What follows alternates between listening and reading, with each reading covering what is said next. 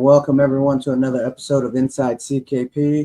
I am your host, Jeremy Como, but I am not the reason you are here. This gentleman alongside me is why everybody's excited today, Mr. Casey Moores. So Casey is here promoting yet another book in this military sci-fi series. Casey, why don't you tell us a little bit about the series to get started? The series is the Blood and Armor series. It started with Never Again, written by Bill Fawcett, who is one of the giants of the industry, as many in our circles know, at least. It was also wrote lots of nonfiction history books, lots of very big historical and military history, specifically background. He wrote Never Again, in which the Kurds have their own republic, but all the nations around them predictably want to destroy them. In the first novel, the Iranians are planning to invade, but sometime before that, they're given a gift of a canceled DARPA project of combat suits and the means to produce more of them. So the General Ordnance Garment, or GOG, combat suit becomes their ace in the hole, their secret weapon that helps them defend their country. So that develops into No Fail, the second novel in the series, in which the Iranians have decided they're going to nuke the Kurds instead, and the Kurds have to launch 3 deep strikes of Kurdish combat suits to stop them. And I won't give away what happens, but then we get to book 3, whether or not they're successful. In book 3, international forces are now conspiring to destroy this upstart little Kurdish republic where the Iranians have failed. They're recruiting large numbers of mercenary forces and suiting them in old Russian combat suits, thinking that can be a counter. The Ratnik, the Sotnik, the Legionnaire, all actual real-life combat suits that have been developed. The Ratnik is in production. Hasn't seen much actual use as far as I've read, and then they're also bulking up the Syrian army, equipment, training, all those things. So now the Syrians, where the Iranians had to roll through mountain passes, at least down valleys, very vulnerable positions to get into the Kurdish Republic, the Syrians have to cross a couple rivers and walk across a desert to get at some of the major Kurdish cities. And that's where we find ourselves at the dawn of No Further. Awesome. So, and just in case people didn't know, No Further is out. It's out as of this past Friday. I just put the link in the comments. It's also in the description of this video if you're watching this in the future or now. And it's actually been in the description for the last 2 videos. So if you haven't bought it, go buy it, check it out. Or as Marisa says, treat yourself. Mm-hmm. So speaking of, you mentioned the other books. Let's give people a peek at the covers, and which are great. These are great. Do you know who the artist is? J. Caleb Designs is the one that produced all of these, and yeah, I've been so happy with every single one of them. And book 4 is no exception. Forlorn Hope is already written. It's coming out 2nd of August, so the series continues. And yeah, every single one of these covers has been amazing. I love what they established with that first one, and then they stepped it up with that second one with the rockets coming down, the missiles coming down. And then this one, they're hanging out the side of a Huey, which is an actual scene in the book.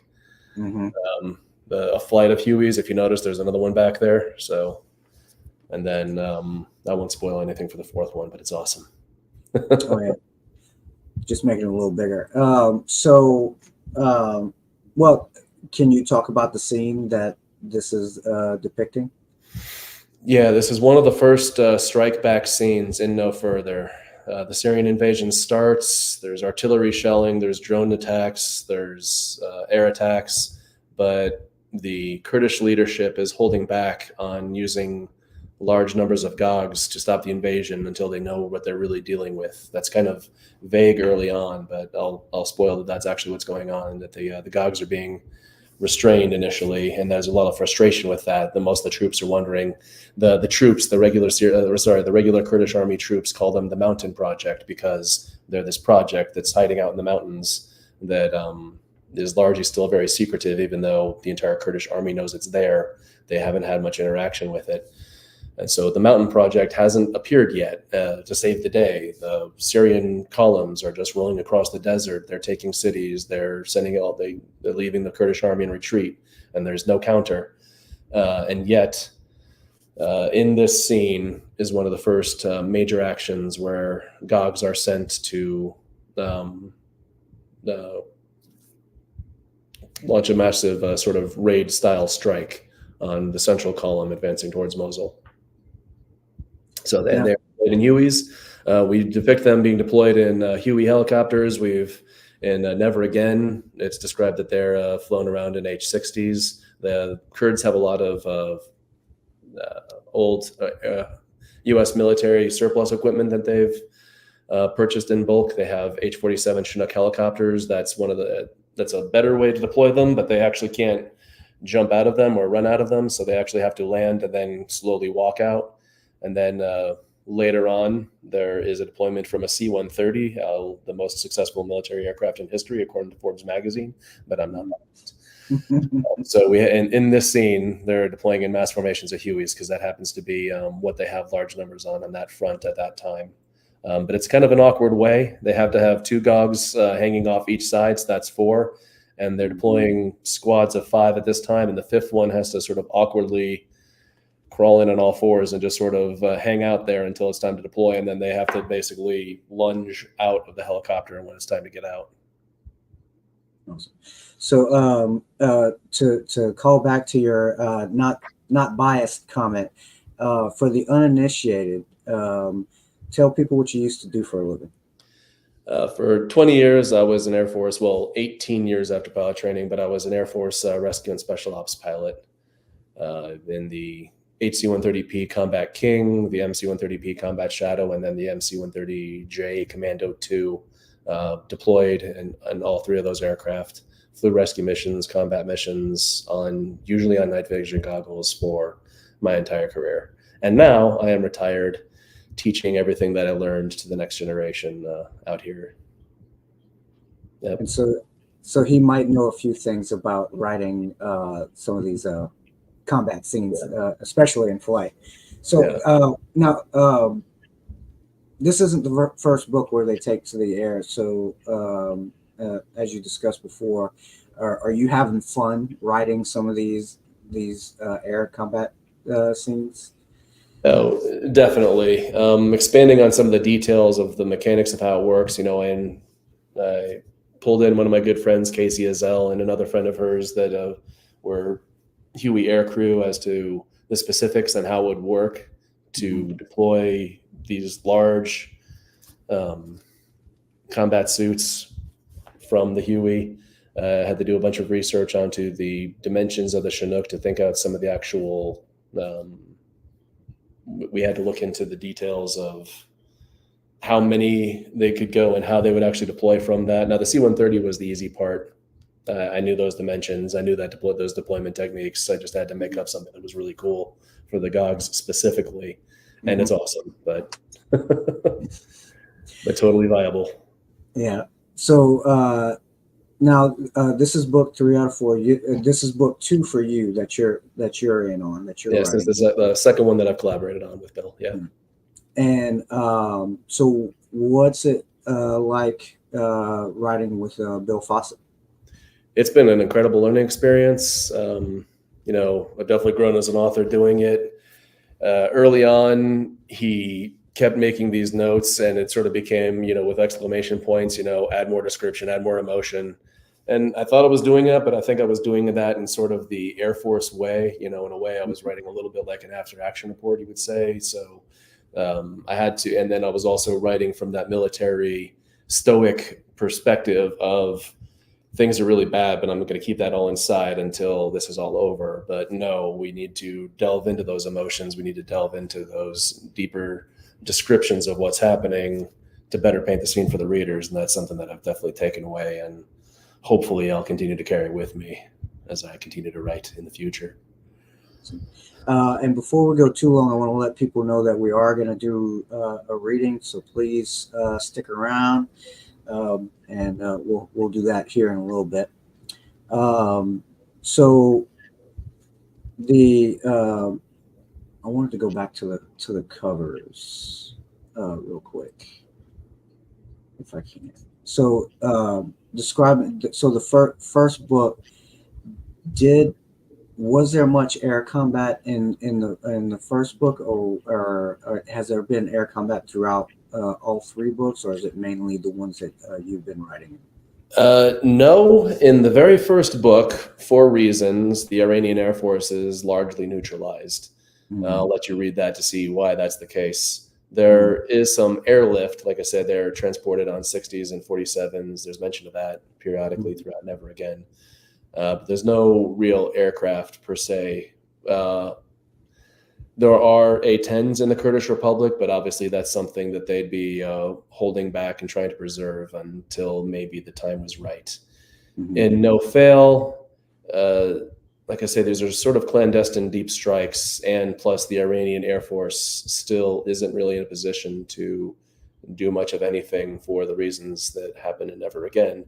But there are helicopters. There is somewhat extensive engagement with helicopters, but the GOG suit is fairly well suited, to take on helicopters. So that's somewhat mitigated. The helicopters can wreak havoc with their 20 and 30 millimeter guns, depending on what kind of helicopter we're talking about, but the GOGs can knock them down pretty easily. And that becomes more and more apparent throughout No Fail. In No Further, the Syrian Air Force is operating with a vengeance at the beginning of the novel, though it is somewhat tentative because they are still facing the concerns that the Iranian Air Force had, but they are starting to operate a little bit more and more trying to stay protected inside their lines so they're not delving too deeply into Kurdish air defenses. But the longer the war continues, the more brazen the Syrian Air Force gets, as the fears that they had don't really materialize. Yeah. And I know that from previous interviews that you are a history buff. I'm assuming Bill Fawcett is a history buff, and this book is actually based into the near-ish future. Near future, yeah. Near future. It starts in year 9 of a fictitious Kurdish republic that doesn't exist yet. So it's at least 9 or 10 years in the future, but sort of non-specific how far it really is. But most of the technology, most of everything that exists is modern day, very little advanced from where we are. The biggest advancement is the GOG combat suit. Yeah. The modifications. So a lot of the technology is actually being invented already. It exists now. You just kind of push it forward a little bit. Yeah, like I said, I have the Syrian mercenary troops heavily employing the Ratnik combat suit that the Russians have, though I have an advanced version of it that somewhere where it could be in the next 10 years, so it's a little bit more useful against the GOGs. I use the Sotnik combat suit, but those are still, they have their limitations. And then I have the Legionnaire combat suit. Both the Sotnik and the Legionnaire aren't actually in production yet. That may never actually happen, but in this fictitious future, both of those were put into production. There are surplus suits out there that mercenary units were able to buy up, and they are much, at the very least, they are far superior to the average unarmored infantry trooper, or just, body armored infantry trooper. And now we got into this in the last episode, but for those who haven't seen that, what and I know the book started with Bill Fawcett. What made him choose this area of the world and creating this war between these countries? What made him choose this? Bill would probably be the better person to answer that, but I know there are a few details to it. He does have a grand design to the series, and he has said this on other podcasts, so hopefully it's okay for me to say here. But ultimately, the plan is for this to be a modern day recreation of the Mongol Empire. Ultimately, that is many books down the line, but we're seeing the seeds planted now of a Kurdish republic that is fighting for its survival. But the definition of survival is going to expand over time. Now it's keeping the enemy outside of their borders. But soon, the further we can push outside our borders, the more those borders will be protected. The more we can neutralize our neighbors as a whole as enemies, the safer the Kurdish people will be. So that is the direction that this is taking on the long term. And I think Bill chose the Kurdish people in the Kurdish area because that is somewhat uniquely suited both geographically and, I don't want to say culturally, but sort of as a people in a position where that sort of spiral could take place, that sort of militaristic expansion will be required for them to continue existing, because their enemies won't go anywhere. The further they go out, the more they're going to find more enemies that don't want them there and don't want them to exist and want to stop what they're trying to do. And the more they're going to have to grow to continue countering that. Awesome. So it is, like I said, a fairly grand vision. And I think it is kind of brilliant the way that he set it up to develop into that. That's awesome. Now, one thing we didn't get into last time, and I keep on saying, we did a podcast on the last book. So if you haven't seen that, go check it out.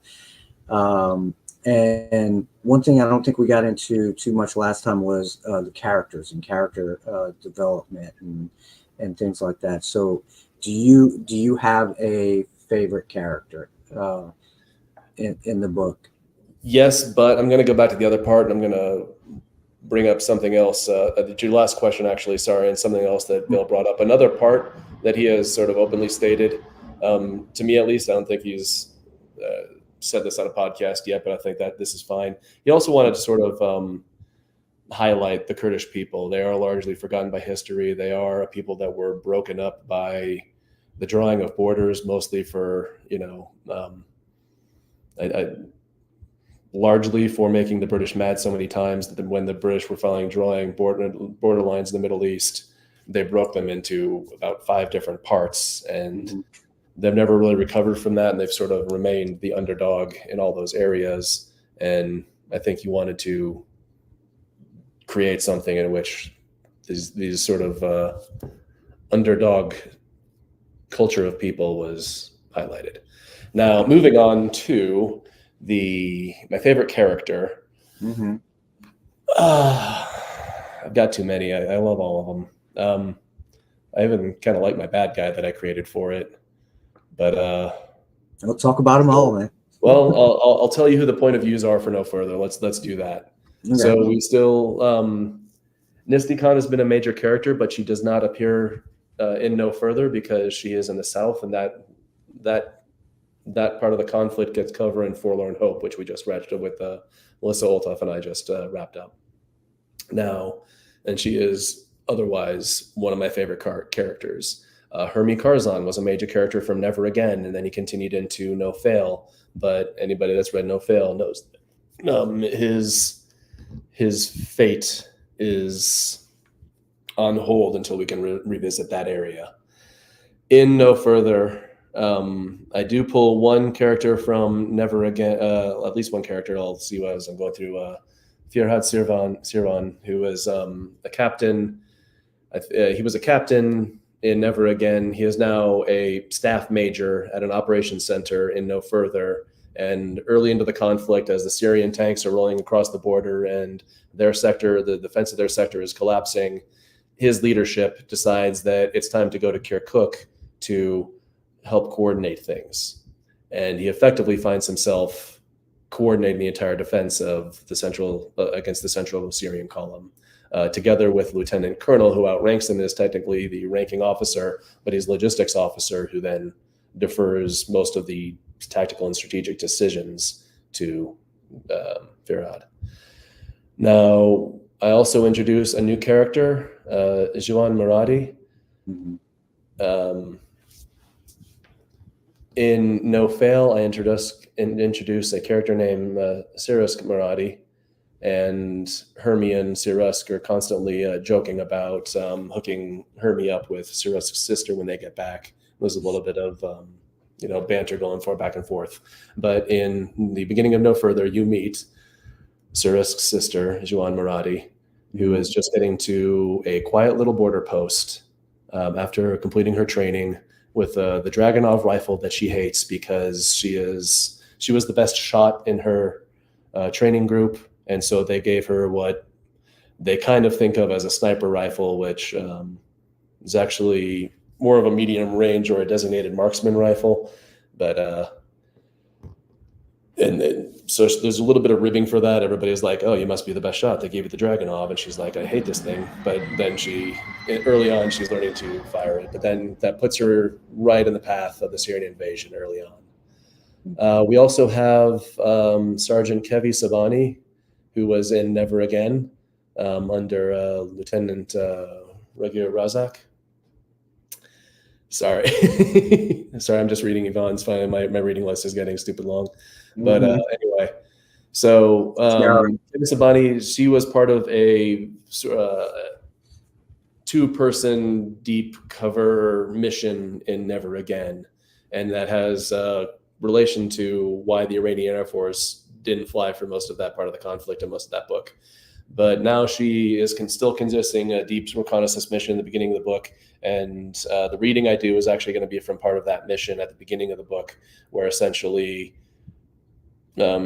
she and Lieutenant Razak and their scout team are discovering that the Syrian buildup is a little bit more vast than they expected in a lot of ways. And it kind of creates that prelude to something's coming. But it's also under the background of she's a little bitter that she wasn't part of the No Fail mission in book 2. But then you follow her through, she's the major GOG perspective through No Further. She is the one that is, whose eyes you see the first counterstrike against the central Syrian column. She's the one right there riding the helicopter on the cover. And like I said, you follow her through the completion. She's part of the major counterstrike at the deeper later on in No Further as it progresses. And then we've got my bad guy, Burak. Burak is known in the international community as the Mountain Turk, and that name carries weight. And he works for the Serbian. He works for the Serbian, and the Serbian is a name that you sort of say in hushed tones, sort of like Voldemort, or he shall not be named. Am I going to have to call the Serbian, or can we make this work? We can make this work. So Burak is the man on the field coordinating the international effort. He is the one who hired all the mercenaries and equipped them with all the suits and is sending them out to all their coordinating where they're going to go and how they're going to integrate with the Syrian army. He's the one that's coordinating all the Syrian equipment that is coming in en masse, tanks, AFVs, fuel trucks, all those things, all the armament and ammunitions that they're going to need, the artillery pieces, civil engineering vehicles to help them get across the rivers with much better ease than they should based on the current level of Syrian military equipment. And like I said, his moniker is the Mountain Turk. And the Mountain Turk is actually what the Turks call their Kurds. So he is Kurdish by heritage, which begs the question why he's doing what he's doing. But as he's an international man. He's a globalist. He's somebody who is working in the direction that the Serbians sent him to take down this upstart Kurdish republic, which could cause problems for their designs. So I actually really liked writing Burak specifically, and also early on, he through use of a friend of he brings into contact a scientist who he eventually names Malafor because the Indian scientist continually butchers metaphors badly and trips over his tongue. But Barack slowly learns to speak Malafor over the course of the book. And that Indian scientist is working on a project, and it's actually the success of that project that sparks the invasion. That is the trigger that Barack needed to launch the invasion into the Kurdish Republic. So teaser there.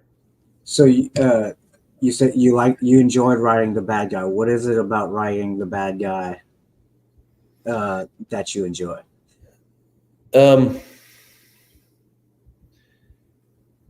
He's driven. He thinks he is the one that's in the right, that he's doing things that are going to be good for the world.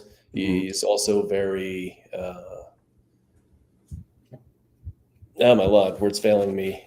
He has a lot of ambition, mm-hmm. and to him this is the operation that's going to get him known. And but there's a lot of there's a subtle conflict in, like I said, the question of why he's doing what he's doing when he's actually basically launching an invasion into what is really his own people's nation. What is it else about Barack that I like writing? I don't know. It's just fun writing the villain, but he's, like I said, he's the villain that thinks he's good. He's the villain that thinks he's covered all the contingencies, that thinks he's worked everything out, that is dead certain that he's smarter than everybody else, and demonstrates it periodically. He has to get through all the idiots and the morons in the Syrian military and get those stupid mercenaries to do what they need to do so that they can enact his vision to, launch him into greatness, as it were. Like what Marisa said, hero of his own story. I like that one. Always. Well, and that's how real life war is. Everybody, no matter what side you're on, you think you're the good guy. Yeah. So, and we definitely see an example of him doing something where he believes the ends justify the means. Yeah. Early on. All right. So with that, well, I could also imagine, writing a bad guy, you get to cut loose a little bit. You get to do things you normally wouldn't do. And he's a little bit more, he sees himself as more sophisticated and refined. I mean, obviously the veil comes down at some point. He's just as vicious as anybody else. Mm-hmm. But, the villain in Never Again that we continued into No Fail, General Davoud, he's a great villain, but he's also just sort of a vicious, nasty person who has failed upwards long enough to then continue his vicious nastiness however he wants. Mm-hmm. And, he is brilliant in his own way. He is a little bit more classic sense of evil. He wants to bring the Iranian Republic, the Islamic Republic of Iran, to greatness, but he definitely wants to be at the head of it when it does. He wants to be the reason that it succeeds. And so it's kind of a little bit of a contrast between the two. Davoud is vicious in his own way. Barack takes a refined approach, but he is subtly just as vicious in the end. Good analogy, Melissa. Yes, definitely. Yeah. Surrounded by idiots, and how do I work them? Yes. All right. Well, we're at the half-hour mark, so I think it's time for a reading. All righty. So I'm gonna let you go, and do you want to describe the reading, or before we get I'll largely jump into it. It's set in central Syria. It's in the dark hours of the year, sometime after midnight.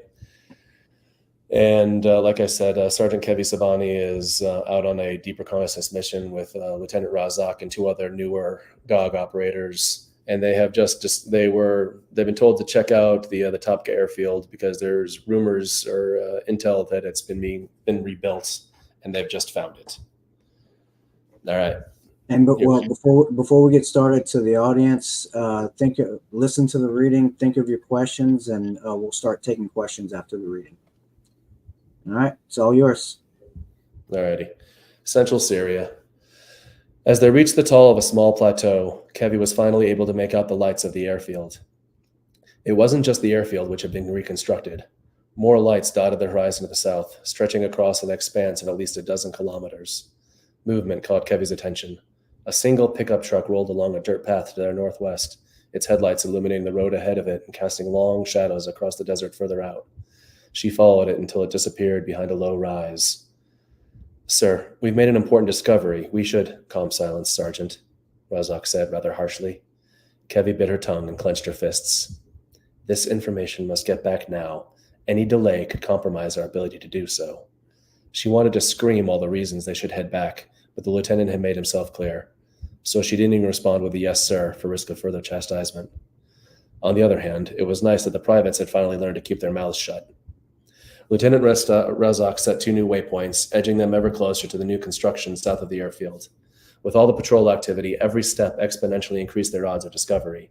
As headlights from vehicles and tower-mounted floodlights increased, Razak sent an order to switch their camouflage from the matte black to a light tan to better match the desert sand beneath their feet. Further back, Kevi had assumed the various lights cutting across the sky were more patrol vehicles. However, as they closed in, she realized most of them were from construction vehicles. Vast open fields were being leveled and paved, channels were being dug, and cables laid. But beyond the construction fields was something far more impressive and chilling. Rows upon rows of warehouses stretched further than even her GOG, with its greatly enhanced sight and ability to switch through numerous spectrums, could see. They disappeared into the west, far beyond the airfield, and continued seemingly forever. From their vantage point, the sergeant also couldn't see. Can any of you see what's going into those warehouses? Lieutenant Razak asked on the squad channel. Negative, sir, both privates replied. Sergeant, Razak said to the private line, on his private line to Kevi, I know this information must get back to headquarters, but there's a lot more we need to see. This is much larger than a reconstructed airfield, and the more we can reconnoiter, the better.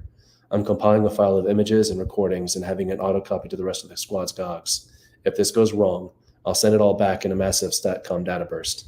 If I can't, I expect you to do so. Yes, sir. Even as he said it, she had to agree. As much as they needed to relay the existence of this operation, they simply had to know more.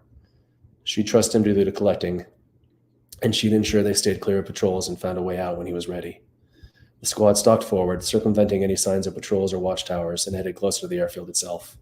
Kevi guessed the lieutenant wanted to see what was coming out of the cargo aircraft. Over the growing din of diesel engines and the safety klaxons of the construction vehicles, Kevi identified the steady beat of rotors.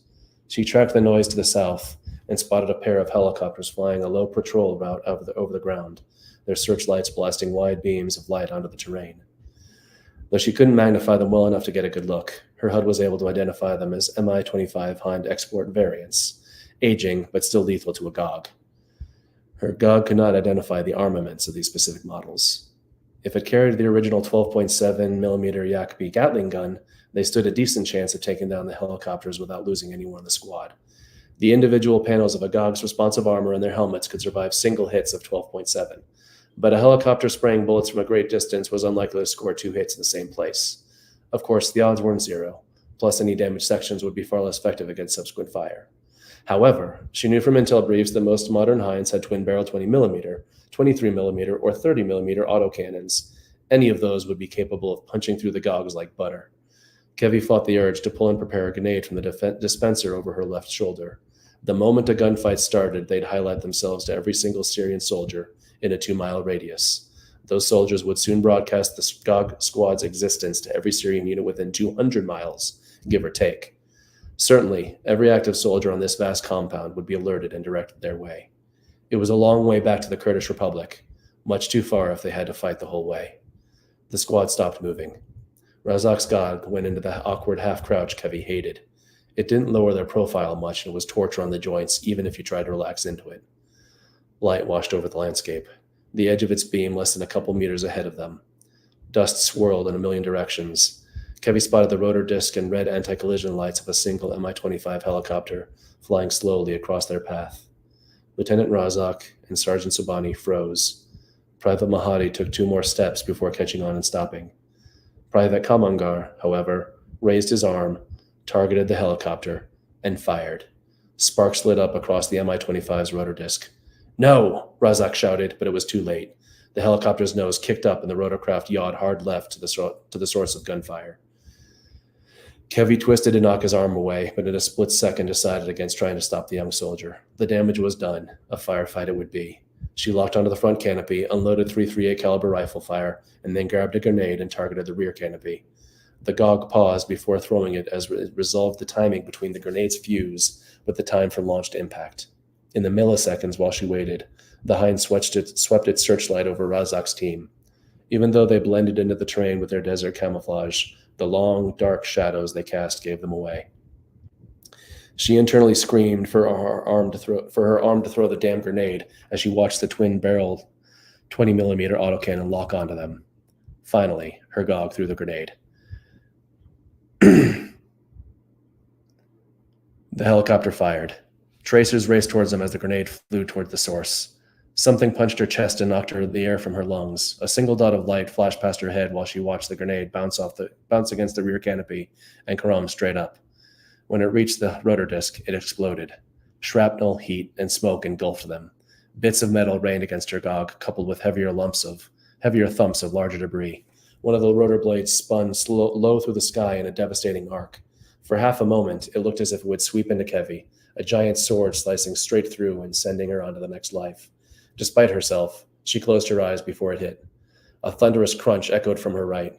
She opened her eyes and found that the blade had buried itself in Private Mohammadi, cracked in half but stopping just shy of Kevy. She cringed at the thought of what he'd felt when it hit, but then noticed 2 holes cracked into his faceplate, stitched digitally from lower right to upper left. He'd been dead before the blade struck him. Small mercy. Instinctively, she backed away from the dead soldier and scanned for any other threats. "God be merciful, Sergeant," Private Kamangar shouted. Royar is gone." A million curses flew through her mind as potential retorts, but she bit her tongue. There was no time. Instead, she said, "The lieutenant directed you to hold fire. That order still stands." "Sergeant," Razak said, "pull Mohammadi clear and carry him out. We're leaving." With the horror of finding the private bell shot and crushed, she'd forgotten protocol. Rather than detonating, or cratering their dead, as they called it, this small patrol was to do its utmost to carry them back to friendly lines. Though cratering would render the suits useless and destroy the most important part, the software, there was always a chance fragments of the components could survive. Anything the enemy could reverse engineer could become a problem. Additionally, the crater of a destroyed GOG would leave unquestionable evidence of their scouting mission. Granted, a destroyed helicopter was likely to provide just as much evidence, but at least that carried the chance of being written off as some kind of accident, if the pilot hadn't had time to report their presence. "Private Kamangar, I'll clear the rotor. You're going to carry Private Mohammadi back to our lines. Maybe that will teach you to follow orders." "Yes, Sergeant." The pain, fear, and shame was clear in his voice. A new beam of light cut across the rocky desert, illuminating thick clouds of swirling dust. The source was a 4-wheeled Jeep-like vehicle the HUD identified as a RIS LMV. Though there was a pintle-mounted machine gun on top, the LMV bounced so hard its gunner was braced below with only the top of his helmet visible. "No shooting," Razak ordered, even as he sprinted toward the vehicle. Kevy turned to join him, but the rotor blade blocked her way. Rather than leap over it, she grabbed the broken half in both hands, lifted it, and spun it around as she moved forward. As she oriented into a better position, she gradually increased from a walk to a bounding run. Lieutenant Razak remained clear of the headlights on the opposite side and was slightly closer to the inbound vehicle than she was. She couldn't see him on her currently selected spectrum, but her HUD was still able to designate his position. The vehicle swerved and its headlights blinded her for a split second until her HUD gained down the brightness. There was no question now. They'd been spotted. With every ounce of strength in the GOG's fibrous electrical muscles, she shoved the tip of the broken rotor blade through the windshield and into the driver's face. The thin, wide piece of titanium decapitated the driver and continued into the backseat undeterred. Kevy stepped aside as the LMV rolled past, decelerating rapidly. In one fluid motion, she grabbed a hold of the passenger side door, ripped it off, and snatched the soldier inside by the throat. Instincts told her to squeeze and crush his neck, but instead she curled her hand around the back of his head and slammed him forward against the dash and through the remains of the windshield. At the same time, Lieutenant Razak bounded atop the vehicle and grabbed the gunner. He similarly smashed the soldier forward, crushing their ribs against the machine gun and cracking the pintle mount in the process. Kevy and the lieutenant leaped clear of the LMV. The RIS LMV, its occupants all dead, rolled to a stop in the middle of the helicopter's flaming wreckage. "Grab the suit and follow me," Razak said.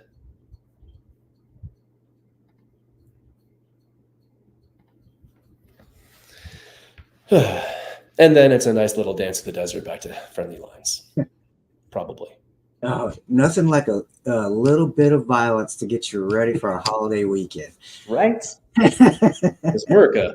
No. America. What a great way to celebrate by getting yourself a military sci-fi book, sitting down and reading it, where they're more than likely going to blow some shit up. Mm-hmm. Yeah. All right.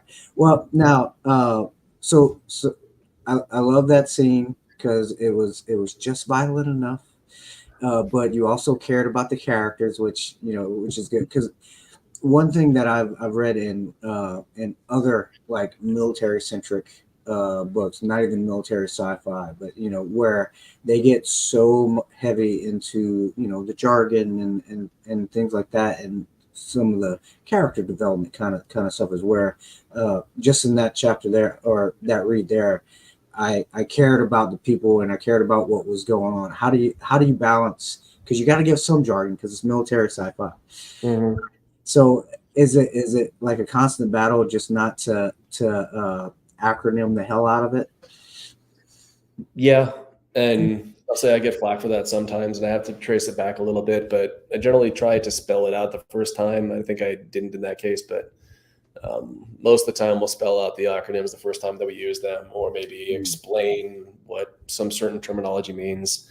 And then sometimes we try, hopefully it's apparent, or at least people have seen enough, movies or TV where some of that jargon gets used a lot. So, but sometimes it's a matter of finding to keep that jargon versus turning it more into proper English or something that's better spelled out, because it keeps it a little bit more authentic and a little bit real. So, yeah.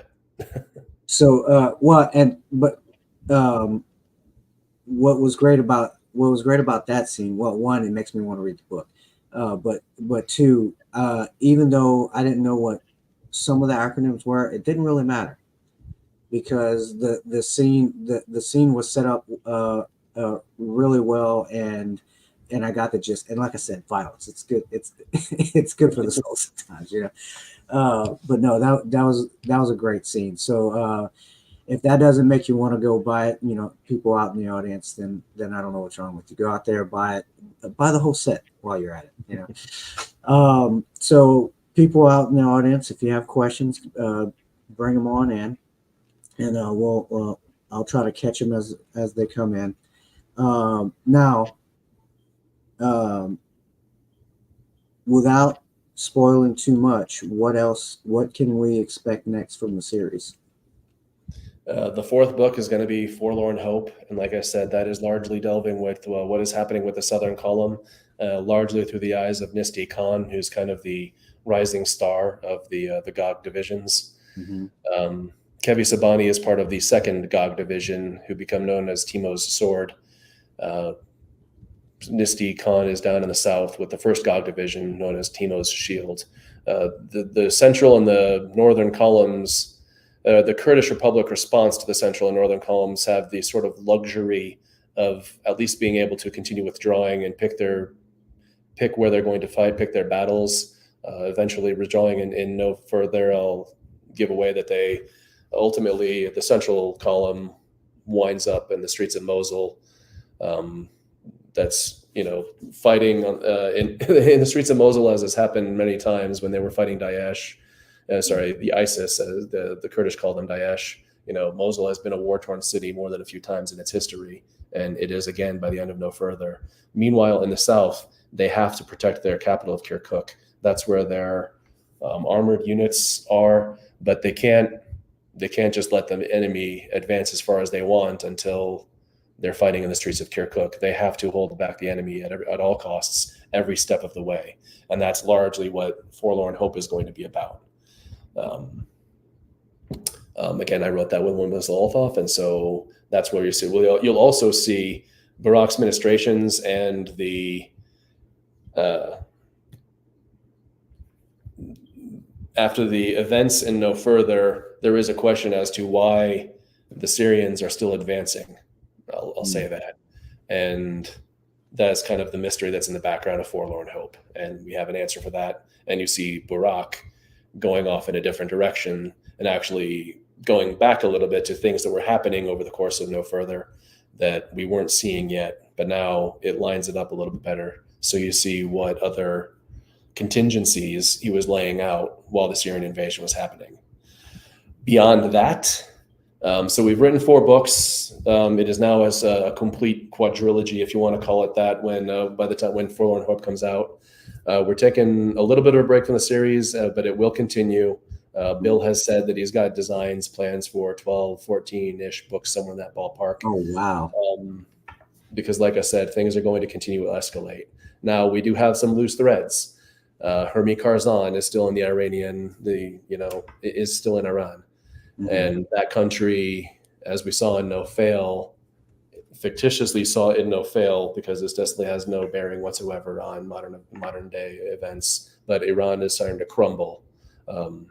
They're using their IRGC, the Iranian Revolutionary Guard Corps, more and more heavily against their own people. They suffered a defeat against the Kurds, and their military is somewhat broken in a lot of ways. The government is losing control, and that's going to become a problem and an opportunity for the Kurdish Republic. Meanwhile, they still have Turkey to the north. There is still a large portion of Turkey that has a Kurdish population that's going to need to be addressed at some point. And then from there, it will continue to spiral, like I say. Once they're protecting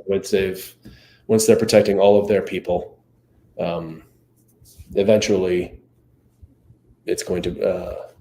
They're just going to have to keep rolling forward, essentially, to keep themselves safe. That's awesome. And I may have asked this last time, but I can't remember if I did. What are some of the capabilities of the GOG suits? It's largely technology that exists. The fibrous musculature that they use, there are types of that. I'm not sure if it is currently at the level that would be used in the GOG suit, but essentially the concept is that it's actual musculature as opposed to an exoskeleton that is limited by joints and range of motion, and all sorts of problems that you have there. The responsive armor, is something that exists. It has not been used in this type of way, but the responsive armor is real life technology. The biggest stretches really are a railgun that can fit on a person and not on, say, a naval destroyer, and the batteries that can supply these suits for extended periods of time. In the actual canon of the book and the historical canon of the book, the DARPA project was actually canceled because the battery life was not sufficient for troops to continue in combat. That is something that Roger Tang, the billionaire benefactor, sort of Elon Musk analog, has resolved at the beginning of Never Again when he brings the suits over. So the 338 rifle is something that exists. The grenade dispenser wouldn't be cosmic. A heads-up display, the targeting systems would be advanced and probably problematic from a programming standpoint, but totally doable. There are definitely things that exist on modern weapon systems, things that were introduced that are on many military vehicles we have, and they're also there were attempts to integrate them into the combat suits that have been in development, those sorts of things. So now a targeting system that guides itself because of that musculature, that definitely doesn't exist, but it's not that big a step if you have the ability to target and you have the musculature and a little bit of control over it. Then, No, that's what I like about it, is like it's feasible. Yeah, it's not that hard. Yeah. Like I said, the railgun and the battery life are really the only two major stretches. Yeah. Something I want to go back to as it proceeds. I think someone that I've not been mentioning this whole time, a character, is Timo Sheen. Yeah, Colonel Timo Sheen. When you meet him, General Timo Sheen early on in Never Again, and then by the time we get to No Fail, it's President Timo Sheen for reasons that happen in Never Again. You're going to have to read that one if you don't know how that all plays out. But now President Timo Sheen is now these things are going to escalate and they're going to spiral because President Timoshin sees the Kurdish people, the collective Kurdish people of the region and of the world, as his family. And that is who he has to protect going forward. Never again is his mantra for them. It is his promise to them that never again will they be subjected to administrations or just the belligerence of another nation. Awesome. You said we're bringing in Melissa Olthoff, and as fans of the show or watch the show at all, knows, she lives here. She lives on the show. She's got a cot in the back, and knows that she tries to squeak in a little romance in whatever she writes. Are you letting her? She was ordered to include it when we started writing Forlorn Hope. I kind of feel like that's really all I should say about it, but yes, early into Forlorn Hope, we do introduce a love interest for Nisty Khan. I don't want to scare off some of our readers and have them think that we're turning the series into a romance or everything. It is still a military science fiction series, very heavily. That is the focus, but she does develop a relationship with another GOG officer. And this is actually one of the cooler things. And this is something I've got to resolve in the next day or two before we, as we're pushing forward, as we're, adjudicating and editing Forlorn Hope. Something that a due out. I met with a Kurdish person and I interviewed her, a Kurdish woman. She's actually one of the characters. Her name I used for one of the characters, but. She told me that there was a story about a couple who had been stranded and left to their deaths. And I sort of asked if I could get a little bit more of that story. It's a real story that happened in the 90s, and it actually happened near the conclusion of the Iran-Iraq war. And I now have the details of, Sharon's got a great question. I think she wins. Sorry. Is that actually Charlie? Sorry. Okay. Yes, Charlie. Okay. We're going to come back to that. But there was actually a real life story of something that happened near the border on the Iranian side of Kurdistan, essentially, as the Kurds see it, where a Kurdish unit was cut off, surrounded, and it ended fairly tragically in sort of a last stand situation. And she gave me that extensive story, and that part of the story gets woven into the intro and how Nisty first encounters the person who I'll give away becomes her love interest. So what was Charlie's question? I keep hearing GOG. Is there a MAGOG? So the GOG, of course, is the General Ordnance Garment. There is a major armament General Ordnance Garment introduced in Forlorn Hope. I'm sorry, a character that I completely forgot about in No Further is Dockery and his good buddy Octavio, who also happened to meet a Dr. Hampson, who is trying to incorporate some of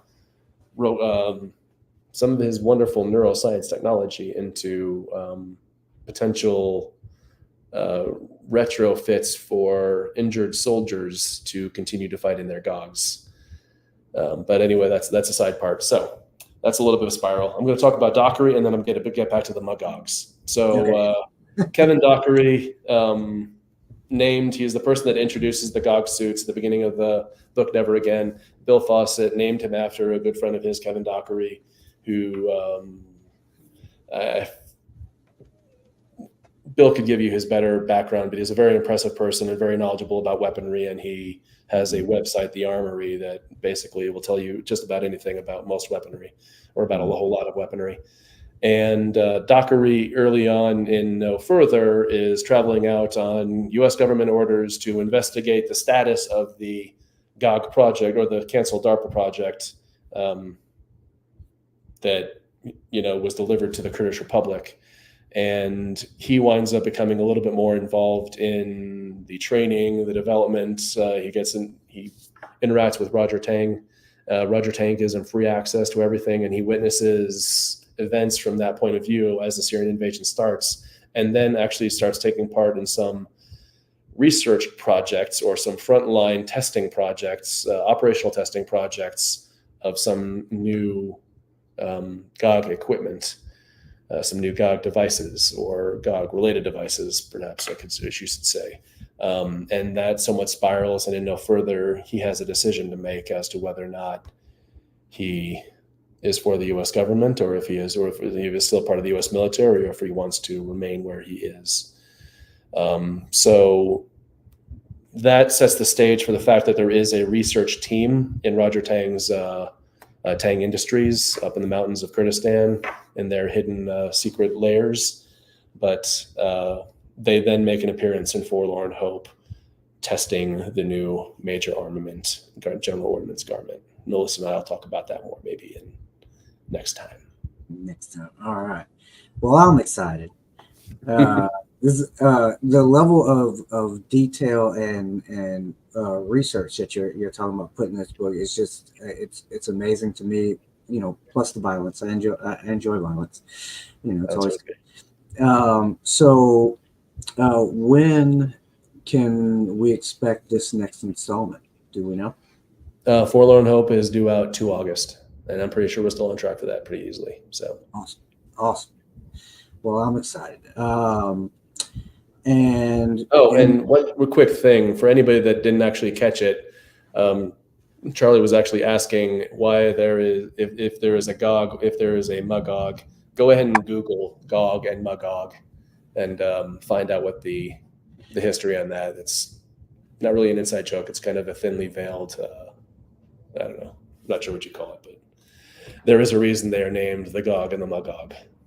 Awesome. Well, now I have homework, so thank you. All right. Well, so August 2, the next book's coming out. We'll have you guys on, and we'll talk about it. And then after this, we're taking a small break and kind of regrouping. But there will be more books. There will be more. All right. The series will continue. Good stuff. President Timo Sheen and Nisty Khan will continue. Awesome. James Bond. Anything else that you are currently working on? Well, I have started a new project with Jamie Ibsen. We'll see where that leads. Mm-hmm. I got a couple short stories out there. I've actually got some short stories coming out in the near future. I got one in the Bureau 42 anthology coming out July 12th. I'm not sure if you're doing a podcast for that, but I'll make some calls that with my story, Bull in a Chitin Shop, which I just actually read through again today.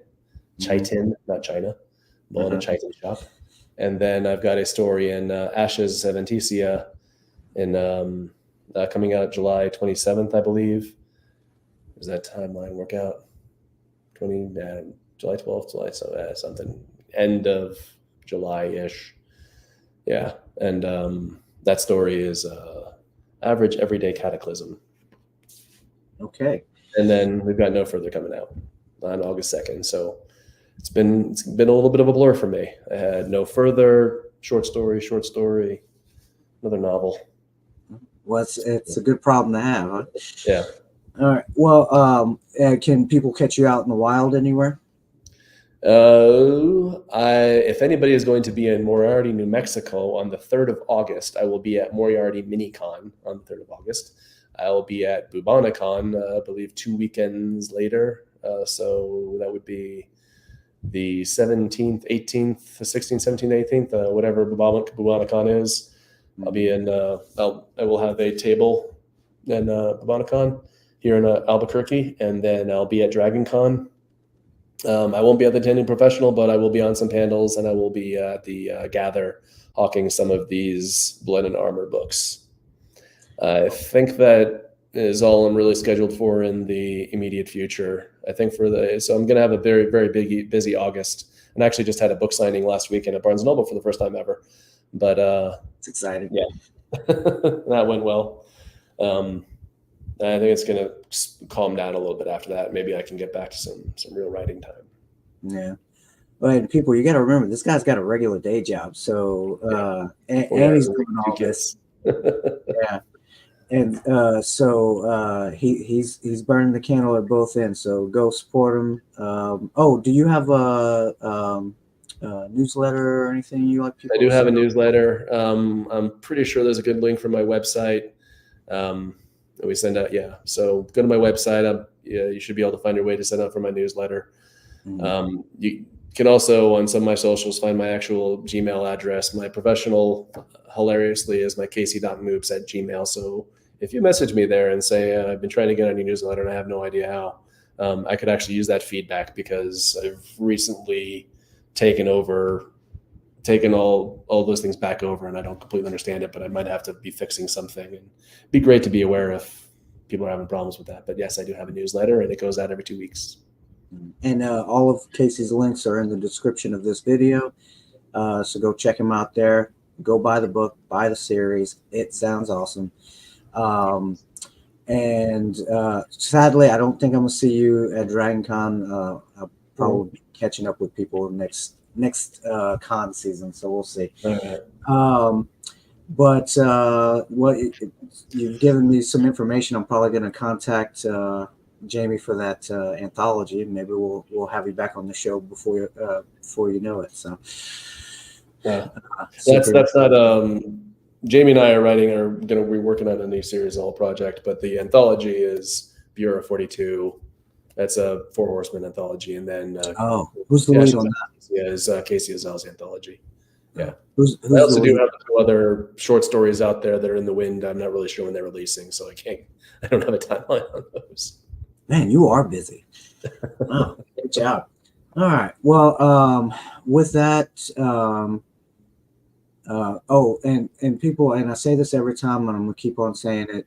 Sign up for their newsletter. Go like, review on Amazon. It really helps out. Of course, buy the books. You can find everything on Amazon, but you can also go to ckp.com and find all your literary needs, and you can find cool t-shirts like this one, and you can find Casey's stuff there and much more. And so until next time, thank you all for watching for now and in the future. We appreciate it, and we'll catch you next time. Thank you, Jeremy. Thank you, everybody else. Thank you, guys.